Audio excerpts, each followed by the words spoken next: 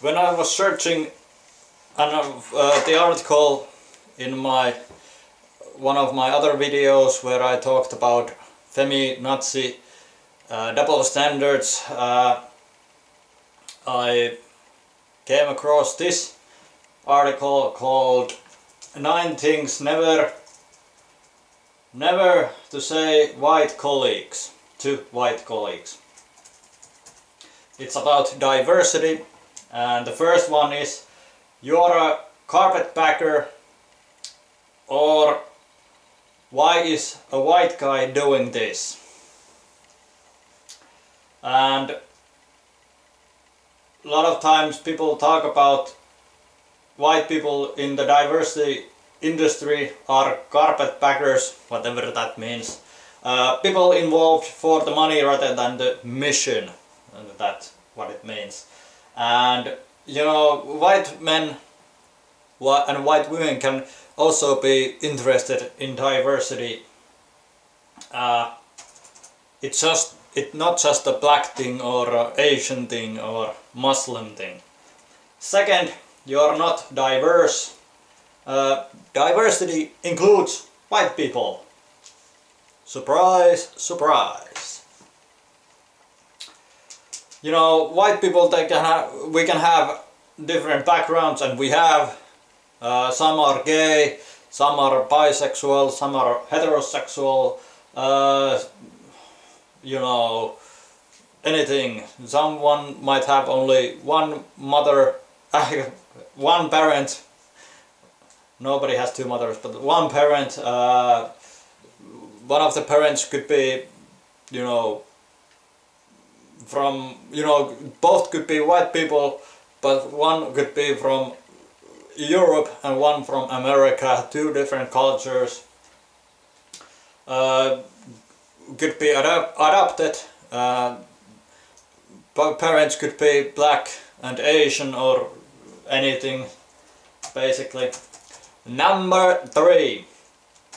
There's no way you as a white person can understand. You could give a knee-jerk response that if that's true, then why should I try to understand, you know. Even though I don't know what it feels to be African American, you know, doesn't mean that I can't try to understand and relate in some level. And of course, you know, black people don't understand what it's like to be white people. So it goes both ways, and Asian people don't know what black people feel. So nobody can understand fully what other person is going through, even though they have had similar experience, because you know it differs from one people to another. People react in moment of crisis different ways, so that's my point. Number 4. White men are automatically in the corporate in-ground. Here in the article it says, for the most part, white men don't feel they're included or privileged. You know, I can relate to that, you know. Here in Finland most of the people are white, but I have watched a lot of videos about Australia, UK and America, so it really starts to feel like it's a disadvantage to be a white heterosexual man in today's world, in America, in the UK or in Australia, or Sweden, our next door neighbor. You know, so much talk about that we need to accept everybody, and that's a good thing, but we need also accept white men and women. You know, this is one of the things I hate about history, people say, you know, women have been oppressed all through history, which is wrong. And you know, because black people were slaves, you know, and had to go through tough times throughout history, basically. Well, not maybe throughout history, but you know what I'm talking about. So we should, you know, focus on this moment, live in this day, and try to make better tomorrow, and not try to think what happened, you know, centuries ago, decades ago. That's all in the past. Let's make it so everyone has good at the moment and in the future. We can't change the past. Not until somebody comes up with a time traveling machine. Number 5. You're just a typical white person. Yeah.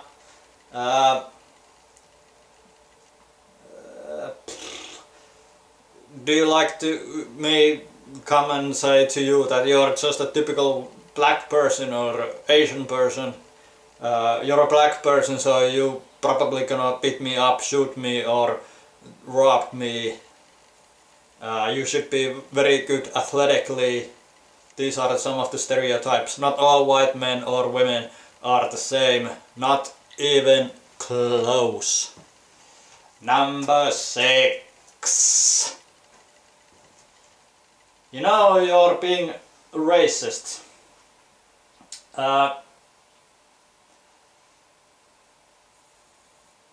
If white people want to be part of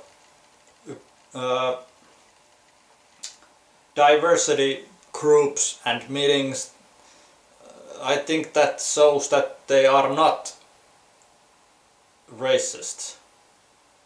And if a diversity group makes decisions for the entire school or the entire workplace or anything, it should be every, you know, every color or ethnic, you know, background. You know, white, black, Asian and stuff like that.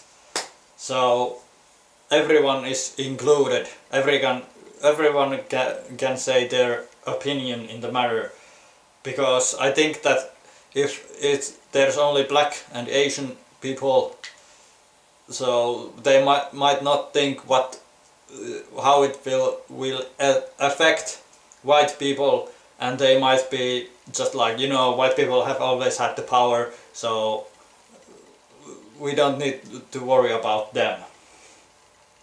Again, sometimes history sucks. Number 7.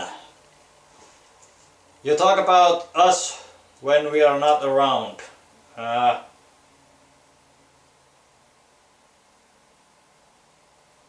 Here it says that being in the majority group provides freedom from the constant concern of race issues and fear of people who do not share your racial or ethnic background. So white people usually are not talking about blacks, Latinos or Asian Americans when people from those groups are not around. So, you know, it might be hard for you to believe, but white people do not, when we talk about black persons or Latino, Asian people, so we don't usually say that, okay, that black guy, that Latino guy, we just say that, or a woman, we just say his or her name, like Jack. Okay, we're here in Finland, we don't have Jack, but I don't think, well, some Jack might be here, but anyway, we just say that person and call him by his name or her name. Number 8. You've got all the money. No, I don't have. Not all white people are rich. There are quite a lot of poor people. Being you know, white people, white collar people are poor. You know. And you just have to look at the NFL and NBA to see a lot of rich black guys. Number 9. I don't like white people, or I don't get white people. If you don't like white people just because they are white, then you are a racist. And don't come to here and say that no black, Latino or Asian person can be racist, because it means they would have to have power and stuff like that. It doesn't, you know, you're a racist. Deal with it. Look yourself in the mirror and acknowledge that you are a racist. Yeah. So I'm gonna put that link below and you can read it for yourself. Remember, don't be so... Nothing. Bye.